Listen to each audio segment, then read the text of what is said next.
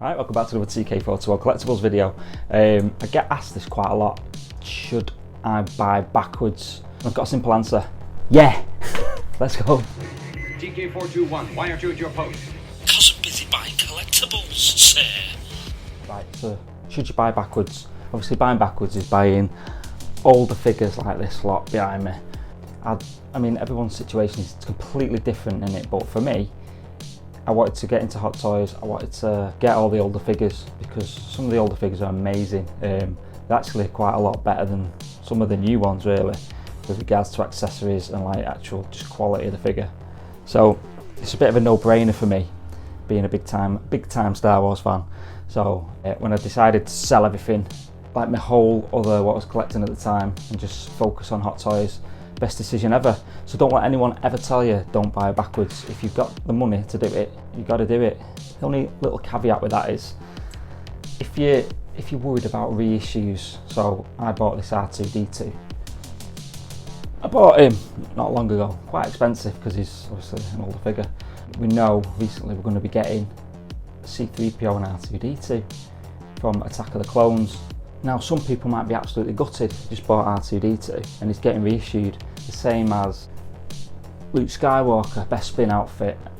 I said in the video, as soon as I buy that, bought it backwards, it's going to get reissued, isn't it? And it did. Well, and this is the other thing, Luke Skywalker Best Spin, the new one, it's not a reissue, I don't think. It's a brand new figure, it's a completely different figure. To me, that justifies getting it and getting the new one because they're different figures. But if you only wanted one of like kind of every figure, then maybe buying backwards wouldn't not necessarily be for you. But if you're like me and you want obviously different versions, different figures, R2-D2 is going to be different because he's going to have the little things, little jet thrusters on his legs. It's a different figure, so I'm completely happy with that. So yeah, buying backwards, there's a lot to consider because obviously it's pretty expensive.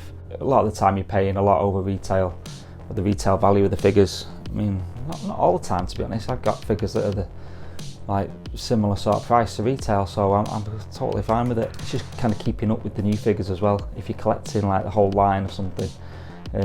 Also, buying backwards sometimes, like this figure, I don't think this figure is ever going to get reissued. So unless he makes an appearance somehow in one of the new TV series, but I doubt it.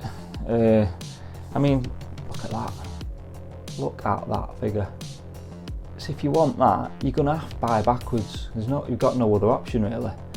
Like I say, it's not getting reissued again. It's an amazing figure. Look at the state of that. So absolutely go for it. But I've had to save hard and sell a lot of stuff that I used to collect. But that's just a trade-off in it. Let's have a look at this this new C-3PO and R2-D2. So this is the photo that got teased on Hot Toys Facebook page. The scary thing is it's 20 years since the Attack of the Clones. Frightening.